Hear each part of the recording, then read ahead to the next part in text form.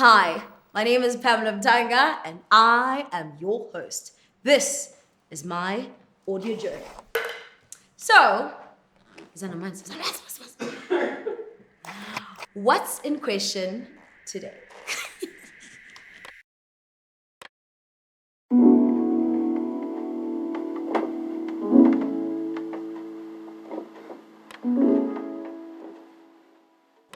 In order for me to paint a picture about or when it comes to my relationship with cars and your relationship with cars or the things that we dreamt of when we were growing up, I think we have to take it back there.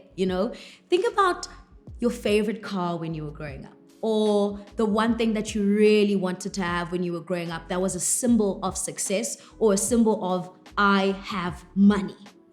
Think about that a little bit, because I think growing up in the hood, the one thing that you will remember is the bigger your sound system, the more money you were presumed to have.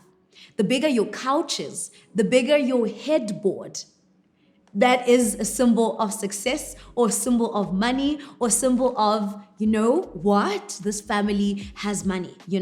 And of course, the cars.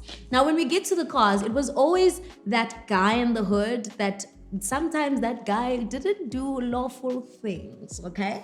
Sometimes that guy didn't do lawful things, okay? There was that guy in the hood who also had either a BMW, he had an Audi, or he had a Merc. I don't think Merc was a part of it, no. It was a GTI. I think it was a GTI. Or it was a Gusheshe, BMW Gusheshe. Or it was, I think for me, because I used to flip through car magazines with my dad, I used to see Porsches, darling. I used to see the BMWs. I used to see the Mercs, the Ferraris. And I don't necessarily think I dreamt in that direction, but that was what I was exposed to, not necessarily physically, because PE is a small city. I don't want to lie. You don't see a lot of those cars on the road, but you see them on magazines when you flip through it and you're just like, that's my car. And for some of us, it really ended there. And if you remember, I'll make an example of this very phenomenon. If you think about this song by Rick Ross, where he goes, that Aston Martin VA, that's my car. And then there's a girl who goes, you're never gonna get that car, Ricky. And then the other girl goes, don't worry, you'll get that car someday, Ricky. And then years later, Ricky is driving an Aston Martin music, right? And that is sort of to explain the relationship that we have with cars, right? Or the tangible representation of wealth that cars can be, or certain things like furniture. Growing up in the hood, furniture, is a tangible representation of that. How your house perhaps is a face brick and not a certain type of built or architectural structure. That is the representation of wealth. And for some people, it may be different. Think about people who've had money for a long time. They don't look at cars right now and think, oh my goodness, everyone has to know I have money. Not everybody, obviously, because it is a personal thing. But at some point, when you've had money for a long time, you start thinking, perhaps a representation of wealth to me is a boat. Perhaps a representation of wealth to me is my kids going to good schools. Perhaps a representation of wealth for me is hanging out with a certain type of crowd, having access to politicians, celebrities, and the highest in terms of power. Whoever ranks powerful, that's who I want to have access to. And that for some people is the definition of having money or having power. But for some people, it is having those tangible things because they are nostalgic to them. And also, we have new money. And that is where the brands come in. Because the brands know that the money is new and we're trying to spend it. So they're selling it to us any sort of way you can think of. So from the cars to the lifestyle to the clothes and every single thing that you can think of, that's where we go with our money. And I really think for the longest time, the German car brands cracked the code by setting up shop and infiltrating the South African motor industry quite early. But right now, the economic climate in South Africa or the rest of the world is in a dire state, right? So in 2025, we're starting to think, do I really need a German car? Do I really need to hold on to that childhood dream? How about I buy this car or this car? I'm trying to get from point A to B. And especially post COVID, we're starting to think there's less stability around your work or your job. So you wouldn't want to perhaps pay an installment of 30,000 Rand a month. People are starting to rethink such big decisions, right? And starting to make, I don't know, I wouldn't say wiser financial choices, but it's just like calculated. It's more calculated in terms of how we live, Some people are rather like leasing out cars now rather than having a car under their name. So on a monthly basis, they pay a certain fee. And if at any point they can't afford it anymore, they are not married to the bank. And it's just like, hey, take your car back.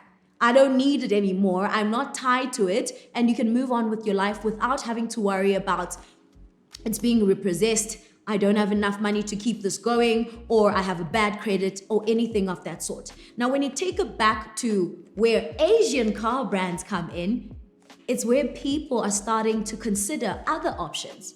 You're starting to consider, do I really have to have a BMW or an Audi or a Merc or all of these fancy cars? Don't I just need an A to B to get me from this point to that point, and you start making those kind of decisions now because you're like, this is what I look for in a car, I'm looking for anything that feels luxurious, I'm gonna make an example about some of these Asian car brands.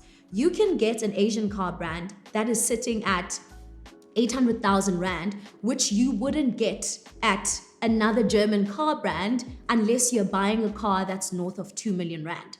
True story, and I have driven one or two Asian car brands. I've driven a Jitor, I've driven a Moda, and they are incredible cars. So they have a really good story to back it up, and this is not to influence you to change your mind about German car brands or Asian car brands. Personally, I'm still a German car brand girl, I'm still there, but it's just to say that this is where people are going in South Africa. They're thinking about it. The only reason some people haven't switched to Asian car brands, it's the question of whether they're reliable, and whether they're reliable is based off of the fact that how long does it take for the parts to be sent to South Africa should your car have some sort of fault, Because in the past, when I know a Renault was a problem back in the day where you would have some sort of a fault with your car, and then what then happens is they wouldn't be able to fix it within a shorter period of time because they're waiting for parts from overseas,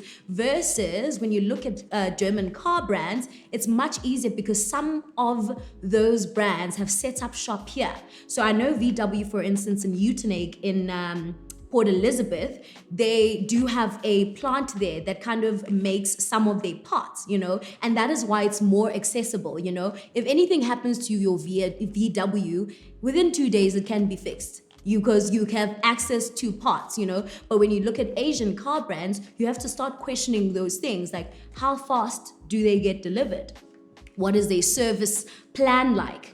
Is the car reliable? So most people wait 5 years in order for them to be able to kind of certify a brand or a car as really good to drive. So in 5 years' time, or maybe in 3 years' time now, because we've been seeing these cars on the road for the past year or so, or two, and perhaps in 3-4 years, we'll be saying a different story. We'll be seeing more of them on the road. And for me, it's one of those things where I'm like, I really want to know and see how then that affects, because of the economic climate, how is our thinking reversed? Are we still married to the German brands? Because personally, one thing for me, I love a German car brand, but what I can tell you though, I'm at a point in my life where back then, maybe 4 years ago, when I got my first car, let me tell you how I actually got my first car. I used to say, I just want a car that goes from A to B. It's really not that important. And I saw a Mercedes-Benz A200 and I was like, that's my car.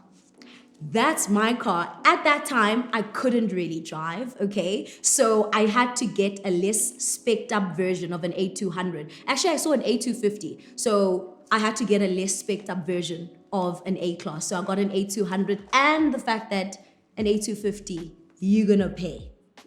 You're gonna pay, you know? And speaking of A-Classes, Mercedes-Benz is actually discontinuing the A-Class. Now, this is classified information.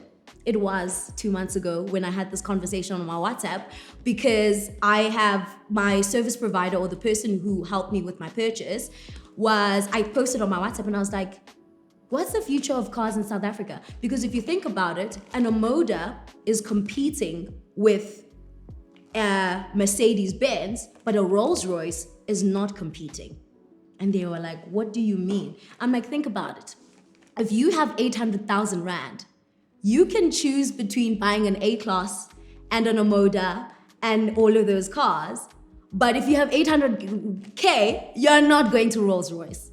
No, you're not going to Rolls-Royce. You're probably just going to get an umbrella at Rolls-Royce, got 800,000, you know? So you're not going to get it, you know? So that's why I think Mercedes-Benz then are competing with an Omoda or these Asian car brands. And then this guy then explained to me, but that's why the A-Class is being discontinued, because we're trying to get to a point where we are the Rolls-Royce. We're not just premium, we're being luxury as well. And that for me was like, yeah, man, because that's the only other way you can think about sort of removing yourself from the market. You know, Rolls-Royce is not worried. Wherever they're sitting, they're like, yeah, we don't worry because our clientele is not the same.